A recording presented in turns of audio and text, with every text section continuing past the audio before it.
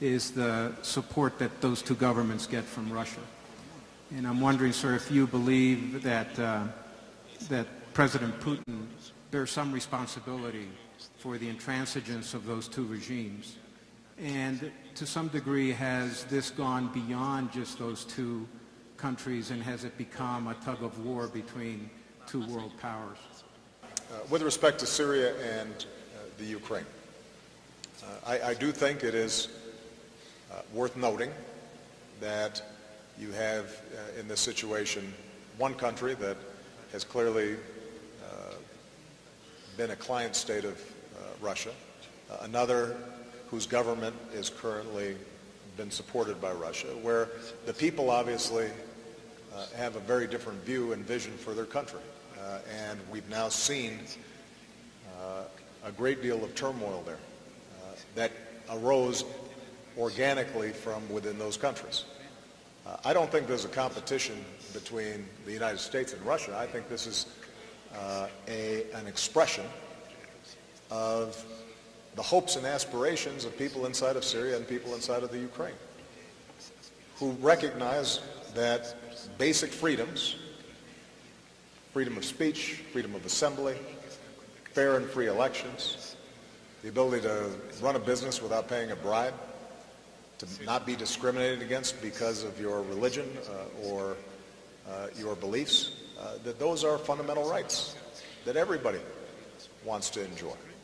Now, Mr. Putin has a different view on many of those issues, and I don't think that there's any secret on that. And you know, our approach as the United States is not to see these as some Cold War chessboard in which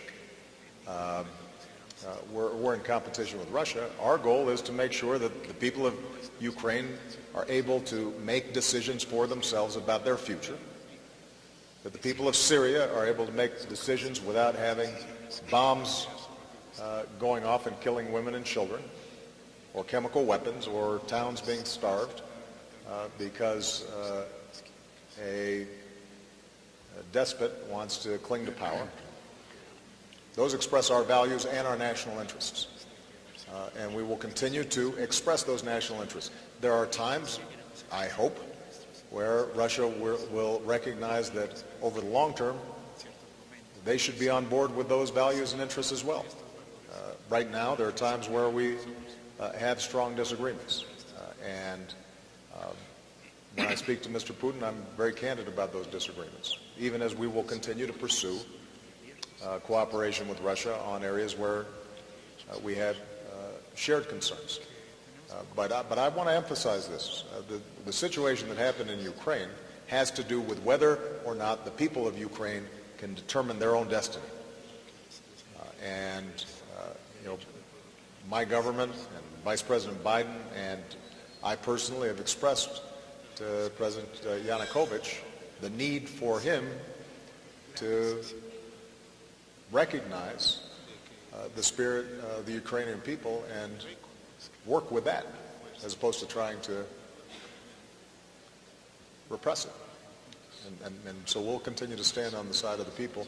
My hope is at this point that a truce may hold, but Stephen's exactly right. Ultimately, the government's responsible for making sure that we shift towards some sort of unity government, even if it's temporary, that allows us to move to fair and free elections so that the will of the Ukrainian people can be rightly expressed without the kinds of chaos we've seen on the streets and without the bloodshed that all of us, I think, strongly condemn.